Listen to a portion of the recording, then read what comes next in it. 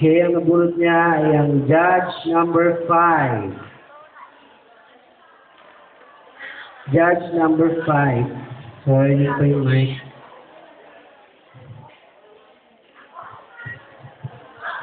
Okay.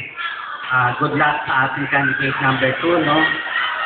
Ang itatanong ko sa iyo about bilang isang gay, kung bibigyan ka ng pagkakataon na pumili ng makakasama sa habang buhay at makakasalan, ano ang iyong pipiliin? Babae or lalaki? Salamat po sa magandang tanong. Para sa akin po, babae. Kasi po, kung wala pong babae, hindi po tayo mabubuo. Saka po, sila po ang nabigay sa akin ng buhay. Dahil po, sila ang ilaw ng tahanan at ang lalaki naman po ang haligi ng tahanan. Maraming salamat po. Now, candidate number 3.